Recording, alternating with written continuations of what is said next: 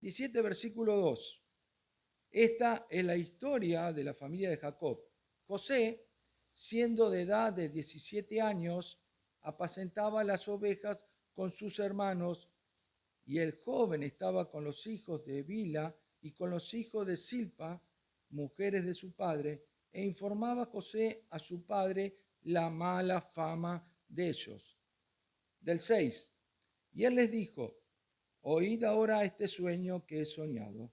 He aquí que atábamos manojos en medio del campo, y aquí que mi manojo se levantaba y estaba derecho, y que vuestros manojos estaban alrededor y se inclinaban al mío.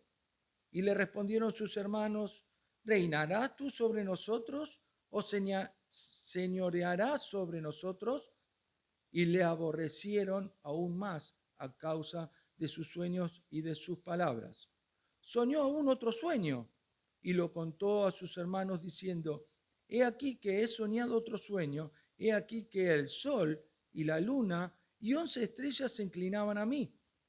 Y lo contó a su padre y a sus hermanos. Y su padre le reprendió y le dijo: ¿qué sueño es este que soñaste? ¿Acaso vendremos yo y tu madre y tus hermanos a postrarnos en tierra ante ti?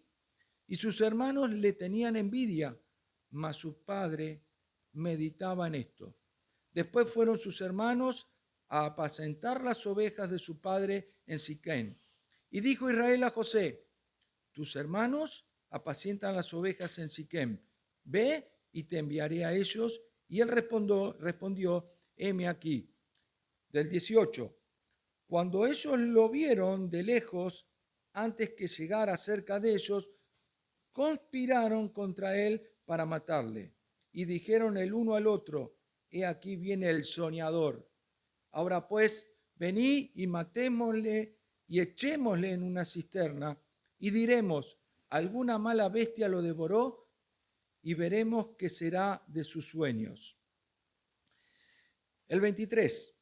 Sucedió pues que cuando llegó José a sus hermanos, ellos quitaron a José su túnica, la túnica de colores que le tenía sobre sí, y le tomaron y le echaron en la cisterna, pero la cisterna estaba vacía, no había agua en ellas. Y se sentaron a comer pan, y alzando los ojos miraron, y aquí una compañía de ismaelitas que venía de Galab, y sus camellos traían aromas, bálsamo, mirra, e iban a llevarlo a Egipto. Entonces Judá dijo a sus hermanos: ¿qué provecho hay en que matemos a nuestro hermano y encubramos su muerte? Venid y vendámosle a los ismaelitas, y no sea nuestra mano sobre él, porque él es nuestro hermano, nuestra propia carne. Y sus hermanos convinieron con él. Y cuando pasaban los madianitas mercaderes, sacaron ellos a José de la cisterna y le trajeron arriba y le vendieron a los ismaelitas por 20 piezas de plata y llevaron a José a Egipto. Pasamos al capítulo 39, versículo 1. Llevado pues José a Egipto, Potifar, oficial del faraón, capitán de la guardia, varón egipcio, lo compró de los ismaelitas que lo habían llevado allá. Mas Jehová estaba con José y fue varón próspero y estaba en la casa de su amo el egipcio. Versículo 6. Y dejó todo lo que tenía en mano de José, y con él no se preocupaba de cosa alguna, sino del pan que comía. Y era José de hermoso semblante y bella presencia. Y aconteció después de esto que la mujer de su amo puso sus ojos en José y dijo: duerme conmigo. Y él no quiso. Y dijo a la mujer de su amo: he aquí que mi señor no se preocupa conmigo de lo que hay en la casa, y ha puesto en mi mano todo lo que tiene. No hay otro mayor que yo en esta casa, y ninguna cosa me ha reservado sino a ti, por cuanto tú eres su mujer. ¿Cómo pues haría yo este grande mal y pecaría contra Dios? Versículo 12. Y ella lo asió por su ropa, diciendo: duerme conmigo. Entonces él dejó su ropa en las manos de ella y huyó y salió. Versículo 20. Y tomó su amo a José y lo puso en la cárcel, donde estaban los presos del rey, y estuvo allí en la cárcel, pero Jehová estaba con José y le extendió su misericordia y le dio gracia en los ojos del jefe de la cárcel. Quiera bendecir el Señor, como también ahora al considerar esta palabra. Le voy a pedir a nuestro hermano Pablo que pase, a quien ya le dejo el lugar. Pablo, gracias por estar con nosotros en este día. Gracias por, a pesar de tu difonía, se comprometió ya hace algún tiempo, dijo, no puedo faltar, voy igual, luego prepárame el micrófono. Así que Facundo, ahí atento al volumen. Gracias, que el Señor te bendiga, Pablito. Gracias. Muy bien, buenos días a los que no he saludado. Y la verdad me parecía importante leer la palabra, ¿sí? Porque en definitiva es la palabra la que está inspirada. Y hermanos, pensando en esta vida, ¿no? Tan atractiva como la vida de José, una vida que verdaderamente llama la atención porque un hombre que era perteneciente a una familia tremenda, pero él era diferente. Él se movió en base a lo que Dios quería, no en base a lo que él quería. Él verdaderamente podría decir, a pesar de que Cristo aún no había sido crucificado, él podía decir, con Cristo estoy juntamente crucificado, porque no vivo yo. Y hermanos, la verdad que qué fuerte es esto, decir no vivo yo. Yo creo que pasamos toda nuestra vida diciendo viva yo. Quizá no es la historia de alguno de ustedes, pero les puedo decir que muchas veces yo he dicho viva yo. José no era así. La vida de José fue marcada por una visión que vino de parte de Dios. Claro, hoy tenemos la palabra y tenemos absolutamente toda la voluntad de Dios en su palabra. Dice Hebreos, Dios habiendo hablado muchas veces, de muchas maneras, en otros tiempos, a los padres por los profetas, en estos días nos habla a través de logos, de la palabra del Señor Jesucristo. Pero en esa época Dios le hablaba a José a través de un sueño. Y este sueño marcó la vida de José.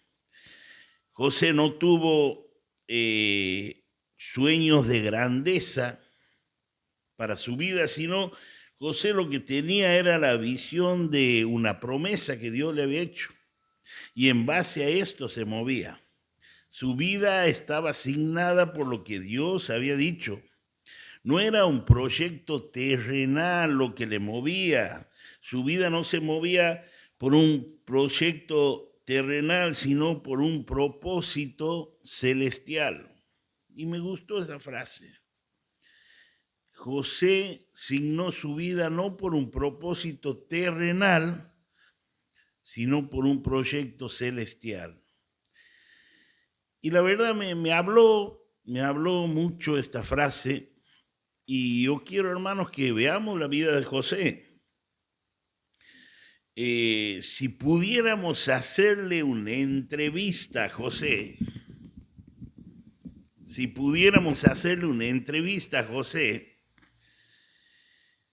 José seguramente nosotros le podemos preguntar cómo fue tu experiencia de vida, cómo fue lo que viviste. Estoy haciendo, por supuesto, una parodia, una imaginación.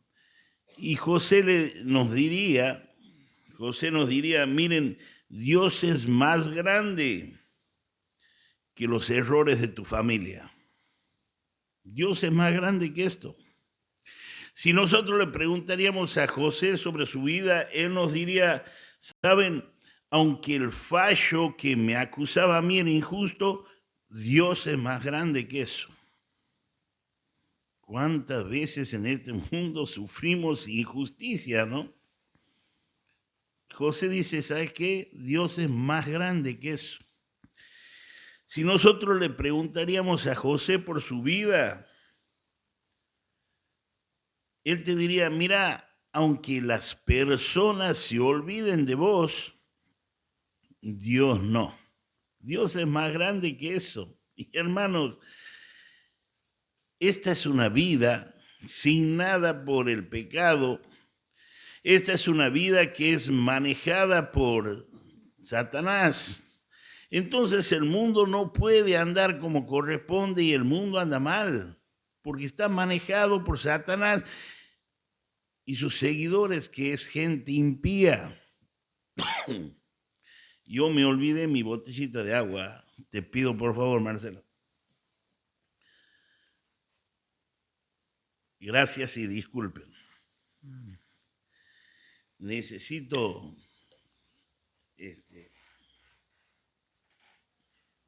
se me resecan las cuerdas vocales. Y no estoy engripado, es como un problema de garganta, de la afección por hablar. Eso quiere decir que tengo que callarme más. Hermanos, centrémonos en José, que la verdad para mí, el libro de Génesis en realidad es un libro que tiene mucho significado para los cristianos, para la iglesia.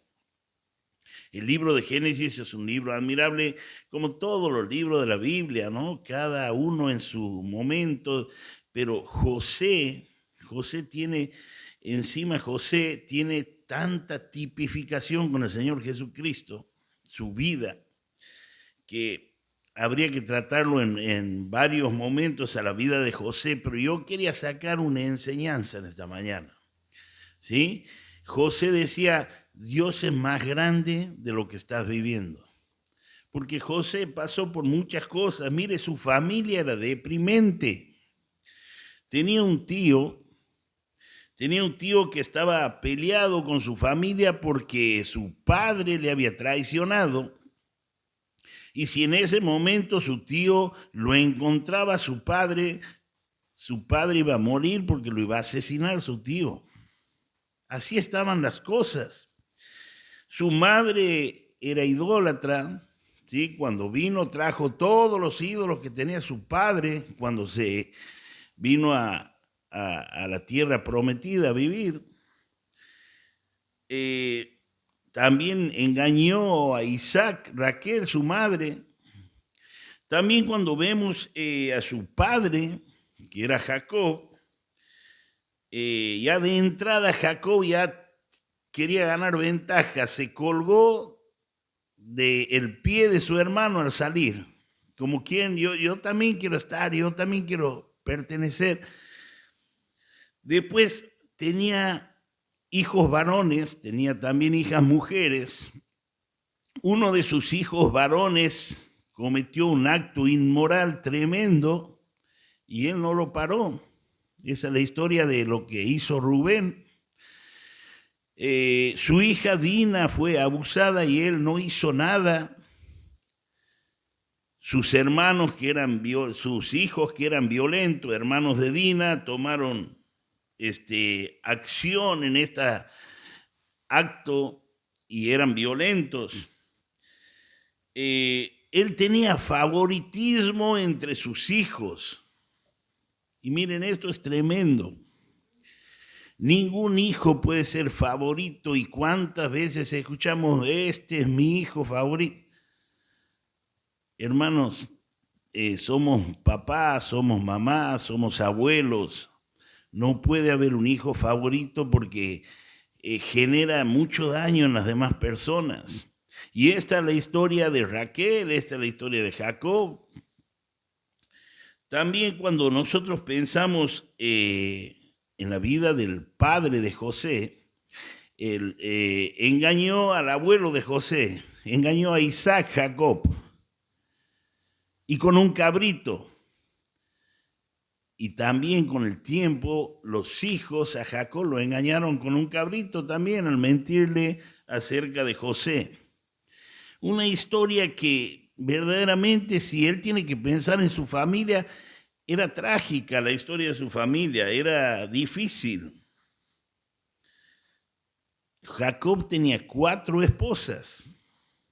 Y 4 esposas y 4 suegras, diría alguna. Imagínense, miren, todo eso era competencia, era problemas. Así que no era fácil la vida de este hombre maravilloso que quiso obedecer a Dios. Generalmente los hijos repiten las conductas de sus padres, pero no fue así con José. José tuvo una sola esposa. No fue así con Isaac. Isaac tuvo una sola esposa. Abraham tuvo no sé cuántas esposas y Jacob también. O sea que no siempre podemos echarle la culpa a las vivencias que hemos tenido, porque también cuando vemos a los reyes, Acaz era un rey que no hizo lo malo ante los ojos de Jehová, pero su hijo Ezequías hizo lo recto ante los ojos de Jehová. Después, si seguimos viendo, tenemos Amón, Manasés, y todos esos hicieron lo malo ante los ojos de Jehová, pero nació Josías y no hizo lo malo. O sea, hermanos, que quiero que veamos, que pensemos en nuestra vida, en nuestras personas y no en las circunstancias que vivimos, no echando la culpa a nuestro entorno, que muchas veces es duro, que muchas veces nos hace trastabillar y son problemas muy serios, pero Dios mira a cada uno y dice la palabra, cada uno dará a Dios razón de sí. O sea, yo no puedo, porque no hay justificativo para hacer lo malo. Miren, hemos hablado de la vida de José. Pensamos en su tío, pensamos en su madre, pensamos en su padre, pensemos en sus hermanos. Muy difícil era la vida de José. En obediencia a su padre le dijo, tienes que ir a buscar a tus hermanos. Y José fue desde Hebrón hasta Dotán, 120 kilómetros, a buscar a sus hermanos. De lejos sus hermanos ya lo empezaron a criticar. Cuando lo veían venir, ahí viene el soñador. Hoy se habla tanto del bullying, ¿no? La verdad que José no la pasó bien, no la pasó bien. Miren, sus hermanos le aborrecían y no podían hablarle pacíficamente. José decía así. El versículo 20 dice, matémoslo y veamos qué pasa con su sueño. Así dijeron los hermanos cuando lo veían ya de lejos. Miren, lo agarraron a José, lo tiraron en una cisterna y se sentaron a comer. Amós capítulo 6, versículo 6 relata esto. Dice Amós capítulo 6, versículo 6, se juntaron al lado de la cisterna los hermanos de José a comer y beber. José estaba en la cisterna llorando y ellos estaban comiendo y bebiendo, sus hermanos. Qué difícil la vida de José. Sus hermanos, así como los frutos, que nosotros decimos los frutos del Espíritu, pero es el fruto, ¿sí? Es un racimo con muchos frutos. El fruto del Espíritu es un racimo, así también es el fruto de la carne. Y lo vemos en estos hermanos de José: envidia, odio, violencia, tentativa de homicidio, secuestro, abandono de persona, toda una serie de delitos que cometieron contra su hermano. Qué difícil que era la vida de José. ¿Cuántas veces nosotros decimos, che, qué difícil, qué mal que la estoy pasando? A veces tenemos un golpe en la uña, un uñero, y ya nos sentimos como Job. Ya empezamos a decir qué bárbaro mi vida, qué dura, qué... Miremos la vida de José. Todas las circunstancias que él vivió nunca le hicieron cometer el mal. Él se manejó en una vida hostil, en una familia muy adversa, en situaciones muy extremas. Dice, 20 años después, cuando estaban en Egipto sus hermanos, nosotros vimos la angustia de su alma cuando nos rogaba. Eso dice Génesis 42, versículo 41. Vimos la angustia de su alma. José estaba allí en una cisterna y sus hermanos se pusieron a comer y a beber. Miren, todos abandonaron a José. Todos abandonaron a José, pero no así Dios. Su padre terrenal se quedó, pero su Padre Celestial se fue con él a Egipto. Y hermano, yo no sé cómo es tu vida. Hermano, hermana, yo no sé qué es lo que estás pasando. Pero quiero que pensemos en esta mañana en un hombre que decidió mirar a Dios.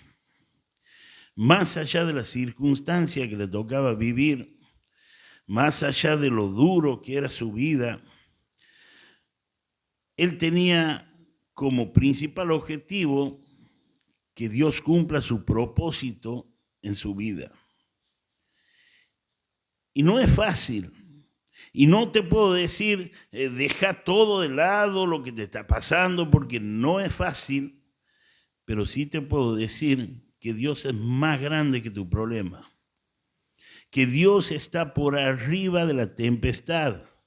Que si la tempestad es algo que arrecia, Dios camina sobre las aguas.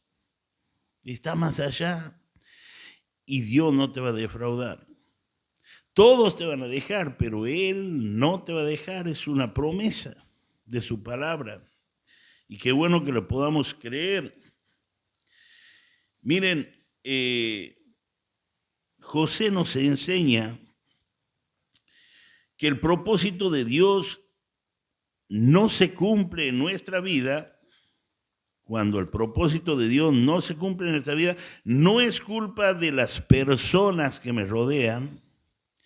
Cuando el propósito de Dios no se cumple en nuestra vida, no es por culpa de los lugares en donde estamos.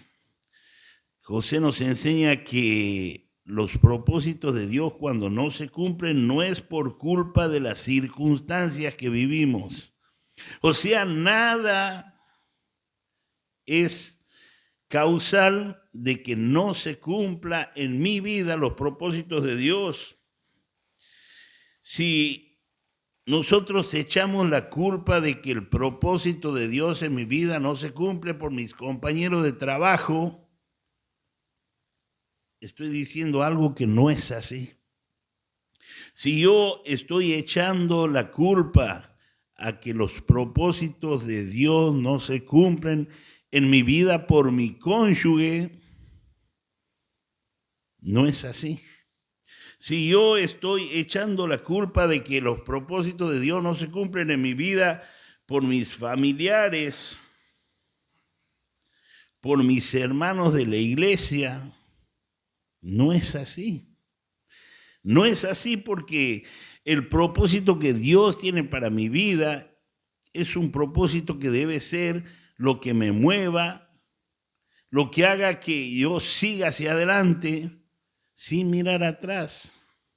Y si bien la gente y las personas son circunstancias que a veces verdaderamente golpean, pero Dios está sobre eso.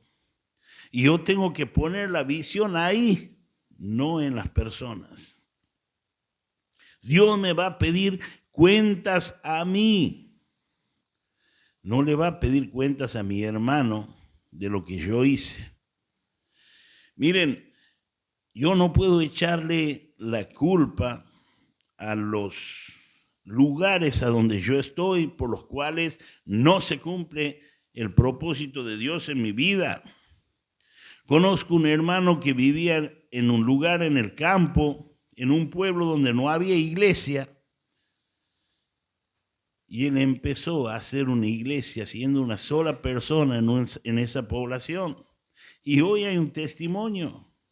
Y uno podría decir, bueno, no me puedo reunir, estoy muy lejos, estoy en una situación en que no se puede Dios manifestar No, hermano.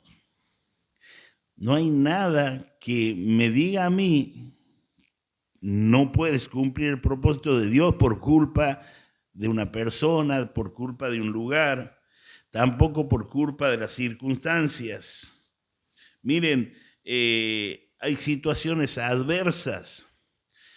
Hay hermanos que viven en lugares difíciles, que se manifiestan, que están en lugares difíciles de trabajo, pasan por enfermedades. Nada hay que yo pueda decir no se cumple el propósito de Dios en mi vida por tal cosa.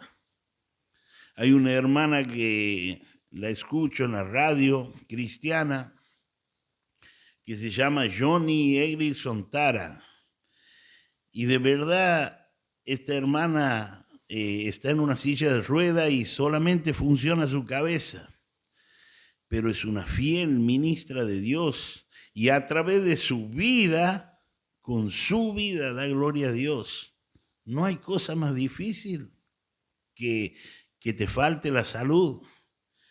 Avanzamos. Entonces tengo hasta las... Bien.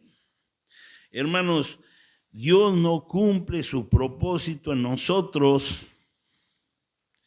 cuando por nuestra carnalidad nos envolvemos en propósitos mundanos.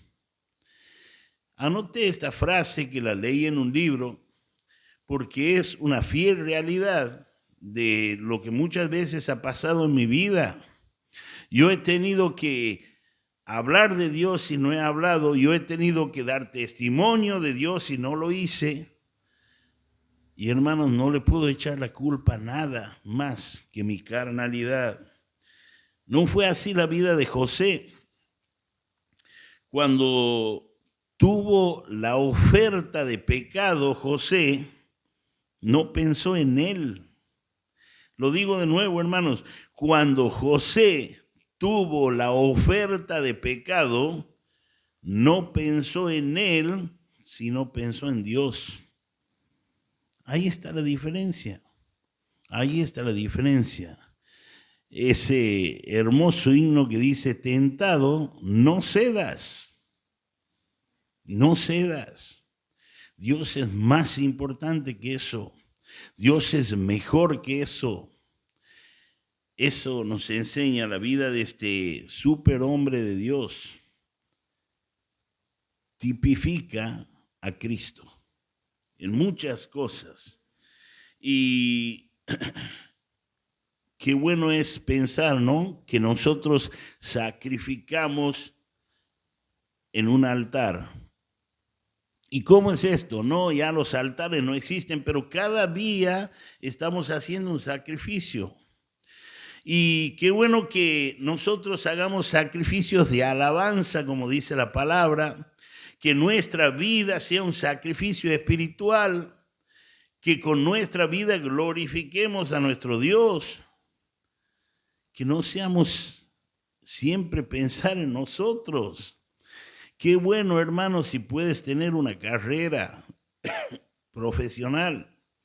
Qué bueno, hermano, si puedes tener una empresa que sea fructífera y que pueda ayudar a muchas personas.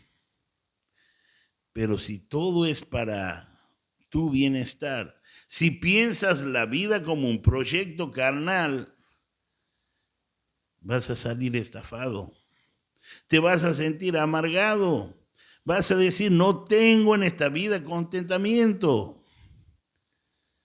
Y no hablamos de la pérdida de la salvación, porque si sos salvo, hermano y hermana, por tu fe y confianza en el Señor Jesucristo y haber lavado tus pecados con la sangre del Señor, sos salvo. Pero qué triste llegar al cielo con las manos vacías. Qué triste no tener ninguna corona para arrojar a los pies del Señor. Qué triste va a ser que vamos a estar en el cielo frente a nuestro Dios y vamos a decir, no tengo nada porque he pensado en mí, no he pensado en Él. José era un muchacho que empezó a sufrir mucho en su familia, pero miró a un verdadero padre, miró al Padre por excelencia, que es nuestro Dios, Señor y Salvador. Los deseos temporales, dice la palabra del Señor, batallan contra el alma. Los deseos temporales. Miren, José huyó. José no se puso a negociar con esta vida ni con este mundo. José estaba más allá. José miraba lo que tenía que mirar. No miraba lo que hace el hermano, no miraba cómo se comporta. Él estaba más allá, estaba mirando al Señor. Jóvenes, jovencitas, que claro, a esta edad todos los jóvenes, jovencitas tienen tanta gracia, tanta hermosura, tantas posibilidades, ¿no? Qué bueno que eso lo uses para llevar a otros al Señor. Ah, no, yo soy muy bello, muy bella, y es verdad, pero eso lo usas para el Señor. Miren, José era un muchacho que era muy bien parecido, pero eso le jugó una mala pasada, pero él no cedió. Él siguió adelante pensando en su Dios. Qué bueno sería que los jóvenes, las jovencitas podamos pensar en esto, ¿no? Claro, muchas veces queremos ganar nuestras vidas, pero dice la palabra, el que pierda su vida por causa de mí la ganará. Pero el que piense ganar su vida siguiendo este mundo, la perderá. Y eso dice la palabra. Eso lo dice Dios y es así. Qué bueno que podamos pensar en esto. Qué bueno que José huyó de la tentación. A la tentación no la vas a enfrentar. No la enfrentes. Huye. Tampoco le dejes el teléfono para que sepa dónde buscarte. Huye, corta. Sigue adelante. Piensa en Dios. Ten esperanza. ¿Saben? Lo peor, que José venía obedeciendo a Dios, venía haciendo lo que tenía que hacer y no lo aplaudía nadie.